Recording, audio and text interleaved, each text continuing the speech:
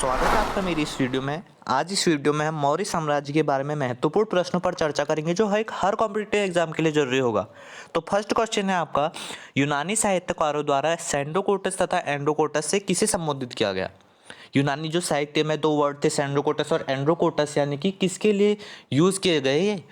तो पहले बड़ी कंट्रोवर्सी थी, पता ही नहीं चला किसके लिए यूज़ किए गए। फिर बाद में जो विलियम जोन्स हैं उनके द्वारा पता चला गया।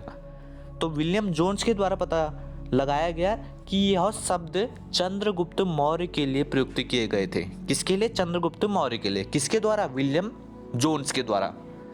अब चंद्रगुप्त मौर्य कौन थे? चंद्रगुप्त मौर्य हमारे मौर्य वंश के संस्थापक थे। सन 322 ईस्वी पूर्व में इन्होंने मौर्य वंश की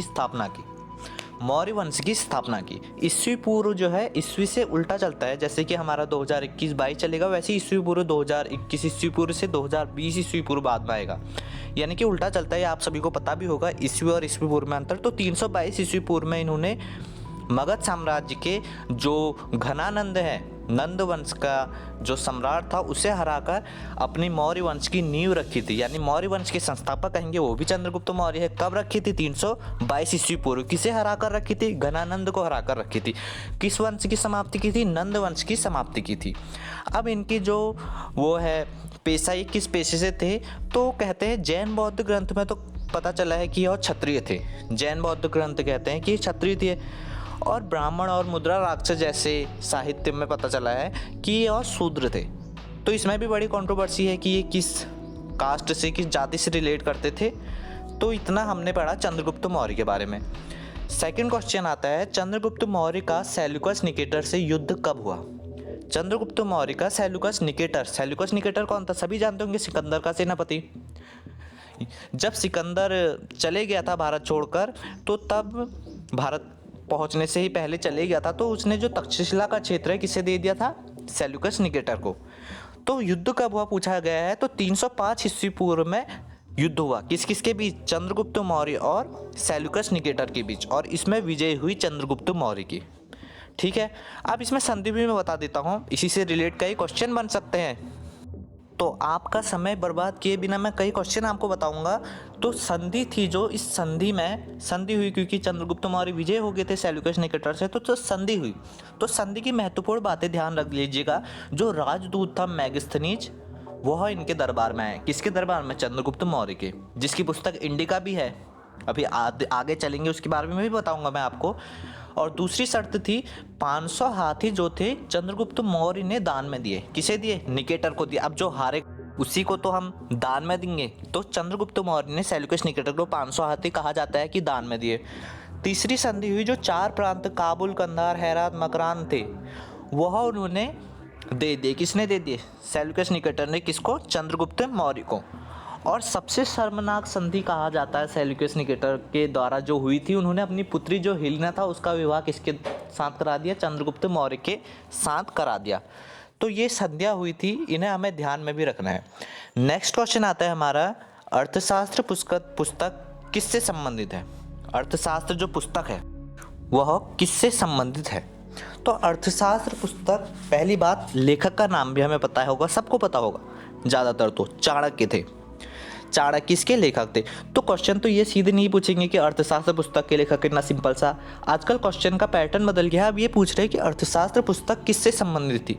तो अर्थशास्त्र लोग आर्थिक क्षेत्र से ही संबंध करेंगे तो आर्थिक लिख देते हैं, पर आर्थिक क्षेत्र से संबंधित नहीं था इसमें कुछ भी।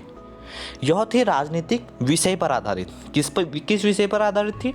4 ऑप्शन मिलते हैं, तो राजनीतिक विषय पर आधारित थी अर्थशास्त्र की पुस्तक चाणक्य द्वारा जो लिखी गई थी। इसमें क्या बताया था? जो सप्तांग सिद्धांत है, जो राजा के 7 कार्य है, वो बताए थे। किस प्रकार से राजा को रहना चाहिए, प्रजा के साथ व्यवहार करना चाहिए, एक न्यूट्रल तरीके से रहना चाहिए, वो सब चीज़ें चाणक्य द्वारा अर्थशास्त्र पुस्तक में लिखी गई थी। अब चाणक्य से भी कई क्वेश्चन बनते हैं। चाणक्य के जो नाम है, क्या कहते हैं उसके नाम? चाणक्य, विष्णुगुप्त, कौटिल्य। पहले घनानंद के कहते हैं नंदवंश के दरबार में रहता था, बाद में इसकी बेइज्जती कर दी गई थी, तो ये वापस चले के इसने प्रतिशोध लिया, चंद्रगुप्त मौर्य को तैयार किया, और नंदवंश की समाप्ति में इसका सबसे बड़ा हाथ था। तो ये थी, और यह था चंद्रगुप्त मौर्य का प्रधानमंत्री जब चंद्रगुप्त मौर्य ने मौर्य वंश की स्थापना रखी थी। अमात्य कहा जाता था, जो अमात्य यानी राजा के सलाहकार। तो अमात्य में ही सबसे प्रमुख होता था प्रधानमंत्री। तो प्रधानमंत्री कौन थे आएगा, तो चंद्रगुप्त मौर्य के प्रधानमंत्री थे हमारे चाणक्य। ठीक है, नेक्स्ट क्वेश्चन है हमारा, इंडिका पुस्तक के लेखक कौन थे। मैंने बताया था सेल्यूकस निकेटर जब चंद्रगुप्त मौर्य से हार गया था तो उसने संधि में राजदूत भेजा था मेगास्थनीज। तो मेगास्थनीज के द्वारा ही लिखी गई थी पुस्तक इंडिका। मेगास्थनीज ने अब इंडिका पुस्तक लिखी है। तो सिंपल सी बात है, भारत में रह रहे हैं तो भारत की जो सामाजिक आर्थिक राजनीतिक चीज़ें उसी का वर्णन करेगा। तो जो भारत में कुछ देखा उसने उसका वर्णन किया। उसने बताया, जैसे एग्जाम्पल देखते हैं, उसने कहा कि सबसे बड़ा नगर पाटलिपुत्र है, चकाचौंध रहती थी वहाँ पर, सोने की पालकी में सम्राट आता था, अंगरक्षक घूमते थे, स्वर्ण चांदी से भरे थे उनके भी शरीर, और हाथियों में घूमते थे उनके अंगरक्षक। खाने से पहले कहता है मेगास्थनीज की चखते थे नौकर पहले कि विशिष की कोई शंका तो नहीं है। और 2 रात एक ही कमरे में हुआ, सोता भी नहीं था सम्राट, कि कोई उसे जान से मारने की कोशिश ना करे, अपनी सुरक्षा की दृष्टि से कह सकते तो। और सैनिक का भी वर्णन किया है, पैदल सैनिक, घुड़सवार सैनिक, हाथी सेना, और कितनी सेना की संख्या थी वो दिखाया है किसने, मेगास्थनीज ने। इंडिका पुस्तक बहुत महत्वपूर्ण रखती है, जो स्रोत है हमारे चंद्रगुप्त मौर्य वंश को जानने के लिए। तो ठीक है, आप लोग समझ गए होंगे, मैं आशा करता हूँ। नेक्स्ट क्वेश्चन है हमारा, मुद्रा राक्षस किसकी रचना है। मोस्ट इंपोर्टेंट क्वेश्चन रखता है, मुद्रा राक्षस किसकी रचना है। तो यह है रचना विशाखदत्त की। मैंने अब इसमें था क्या ये भी जान लेते हैं, क्योंकि ऐसी रटनी चीज़ नहीं, हमें समझना भी इसमें क्या था, तब हमें ज़्यादा याद रहता है, इसलिए मैंने क्वेश्चन ऐसे बना रखे हैं। तो मुद्रा राक्षस जो चंद्रगुप्त मौर्य और चाणक्य थे, मैंने बताया था, उन्होंने अपनी योजना बनाई, बड़ी ही कुटिल शातिर योजना बनाई, जिसके द्वारा उन्होंने नंद वंश की समाप्ति की, घनानंद को मारा। तो उसी का नाटकीय वर्णन इसमें किया गया है मुद्रा राक्षस में। इसमें बताया गया है, मुद्रा राक्षस में बताया गया है कि किस प्रकार चंद्रगुप्त मौर्य और चाणक्य ने अपनी कुटिल योजना द्वारा नंदवंश की समाप्ति की। तो यही मुद्रा राक्षस में बताया गया है। किसने लिखी थी, विशाखदत्त ने लिखी थी, विशाखदत्त ने लिखी थी। तो ठीक है, तो नेक्स्ट क्वेश्चन हम देखते हैं अब, चंद्रगुप्त मौर्य की मृत्यु कहाँ हुई। तो चंद्रगुप्त मौर्य की मृत्यु हुई श्रवणबेलगोला में। जो जैन धर्म के तीर्थंकर थे भद्रबाहु, उनसे शिक्षा लेकर ही वो श्रवणबेलगोला चले गए, पूरा राजकाज छोड़कर। जैन धर्म के थे जो, तो राजकाज छोड़कर वो चले गए कहाँ पर, श्रवणबेलगोला। वहाँ पर उन्होंने किस विधि द्वारा अपनी मृत्यु की, तो कहते हैं संलेखन और संतरा विधि। ये भी इंपॉर्टेंट क्वेश्चन है, संलेखन और संतरा विधि द्वारा। जो मैं बताते रह रहा, आप नोट कर लीजिए, संलेखन तथा अथवा संतरा विधि कहे तो उस विधि द्वारा इन्होंने क्या, अपने प्राण त्याग दिए। इस विधि में क्या होता है, भूखे रहकर अपने प्राण त्यागते हैं, यानी उपवास रखकर भी कह सकते हैं हम इसे। तो उन्होंने श्रवणबेलगोला में अपने प्राण त्याग दिए संलेखन या संतरा विधि द्वारा। तो नेक्स्ट क्वेश्चन हम देखते हैं, सीता भूमि किसे कहा जाता था। मौर्य काल में सीता भूमि किसे कहा जाता था, तो जो राजकीय भूमि होती थी या सरकारी भूमि होती थी उसी को सीता भूमि कहा जाता था। तो ये चीज़ हमें ध्यान रखना, कभी सीता ही कह देता है खाली, तो सीता, हमें पता है रामायण में सीता का जन्म भी धरती से ही हुआ था, तो उससे हम याद कर सकते हैं कि भूमि से ही रिलेटेड कुछ है। तो सीता भूमि किसे कहा जाता था, तो सरकारी भूमि या राजकीय भूमि को सीता भूमि कहा जाता था। और सीता अध्यक्ष किसे कहते थे, जो राजकीय कृषि विभाग का अध्यक्ष होता था उसी को सीता अध्यक्ष कहते थे। तो आशा करता हूँ आपको यहाँ तक कि जितने क्वेश्चन मैंने बता रखे आपको सब समझ में आ गए होंगे। नेक्स्ट क्वेश्चन आप देखते हैं, अमित्रघात। और एक चीज़ और ध्यान रखिए, जो मौर्य वंश के संस्थापक थे चंद्रगुप्त मौर्य, वो जैन धर्म के फॉलोअर थे। अब नेक्स्ट क्वेश्चन है हमारा, अमित्रघात तथा सिंहसेन के नाम से किसे जाना जाता है। अमित्रघात तथा सिंहसेन के नाम से किसे जाना जाता है, तो वो है हमारे चंद्रगुप्त मौर्य के पुत्र बिंदुसार को ही सिंहसेन या अमित्रघात के नाम से जाना जाता है। अमित्रघात यानी शत्रु विनाशक, इस शब्द का अर्थ भी नोट कर लीजिए आप, अगर आपको पता नहीं है तो। अमित्रघात यानी शत्रु विनाशक। और सिंहसेन जो शब्द है वह जैन ग्रंथों में सिंहसेन की उपाधि दी गई है बिंदुसार को। जब इनकी मृत्यु होगी तो 298 ईस्वी पूर्व में बिंदुसार ने मगध की गद्दी संभाली। तो बिंदुसार किसका पुत्र था आएगा, तो चंद्रगुप्त मौर्य का पुत्र ही क्या था, कौन था, बिंदुसार था। नेक्स्ट क्वेश्चन अब हम देखते हैं, बिंदुसार के काल में किस प्रांत पर या किस क्षेत्र पर विद्रोह हुए, तो वह था हमारा तक्षशिला में ही विद्रोह हुए। अब तक्षशिला में बहुत ही बार आ रहा, तक्षशिला सेल्यूकस निकेटर का भी यहाँ पर था, यहीं पर सिकंदर ने उसे यह क्षेत्र दिया था, यहाँ पर युद्ध भी हुआ। और फिर बाद में यह मगध साम्राज्य के अंतर्गत आ गया। तो तक्षशिला था जो क्षेत्र, वहाँ पर विद्रोह हुए। और तो तक्षशिला था, तो जब यहाँ पर विद्रोह हुए, ये तो क्वेश्चन हमारा बन गया, आंसर भी आपको पता चल गया। इसी से रिलेटेड एक क्वेश्चन और बन जाता है कि बिंदुसार ने अपने किस पुत्र को तक्षशिला के विद्रोह हटाने के लिए, विद्रोह को दबाने के लिए भेजा था? तो वह है हमारा सुसीम को भेजा था पहले। फिर वह उतना सफल नहीं रहा विद्रोह दबाने में, तो दूसरी बार उसने किसे भेजा? अशोक को, अपने पुत्र अशोक को उसने विद्रोह दबाने के लिए भेजा।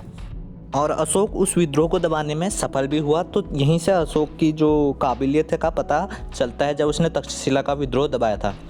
नेक्स्ट क्वेश्चन है हमारा, अशोक राजगद्दी पर कब बैठा? तो बैठा हमारा 269 ईस्वी पूर्व। 269 ईस्वी पूर्व में बैठा था। और बल्कि 273 ईस्वी पूर्व में जो अमित्रघात के नाम से जाना जाता था बिंदुसार, उसकी मृत्यु हो गई थी। यानी लगभग 72, 71, 70 यानी कि 4 साल बाद अशोक बैठा। तो इसका कारण दिया जाता है कि क्योंकि जो गद्दी पर बैठने पर कई भाइयों में विद्रोह हुआ, तो 99 भाइयों की अशोक ने हत्या की और तब वह मगध की राजगद्दी में बैठा। कब बैठा? 269 ईस्वी पूर्व में 99 भाइयों को मारकर, ऐसा कहा जाता है। और उससे पहले अशोक था हमारा अवंतिका राज्यपाल, क्योंकि पहले जो कुमार थे यानी राजा के पुत्र होते थे, उन्हें पहले राज्यपाल नियुक्त किया जाता था, उसी के आधार पर उनको गद्दी दी जाती थी। तो क्वेश्चन आएगा कि अशोक पहले किस क्षेत्र का यानी किस प्रांत का राज्यपाल था? तो वो है हमारा अवंतिका राज्यपाल था। तो नेक्स्ट क्वेश्चन है हमारा, किन अभिलेखों से अशोक का नाम पता चलता है? अशोक का नाम अशोक पता चलता है, यानी अशोक था इस राजा का नाम। तो मास्की व गुजरा अभिलेख से पता चलता है कि इस शासक का नाम अशोक था। किन अभिलेखों से? मास्की व गुजरा अभिलेखों से पता चलता है। और देवनामपी की भी उपाधि अशोक को ही दी गई थी। अशोक वर्धन, देवनामपी की उपाधि भी अशोक को ही दी गई थी। देवनामपी यानी कि देवताओं का प्रिय। नेक्स्ट क्वेश्चन है हमारा, किन शिलालेखों में कलिंग युद्ध का वर्णन मिलता है? कलिंग युद्ध यानी कि जो 261 ईस्वी पूर्व में हुआ। 269 ईस्वी में तो अशोक गद्दी पर बैठा, यानी 90 वर्ष हुआ।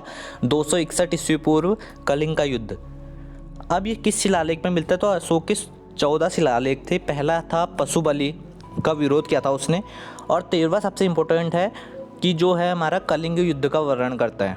और 14वां भी था, 14 तक शिलालेख थे। तो 13वां सबसे इम्पोर्टेंट है, तो उसमें था कलिंग युद्ध का वर्णन किया था।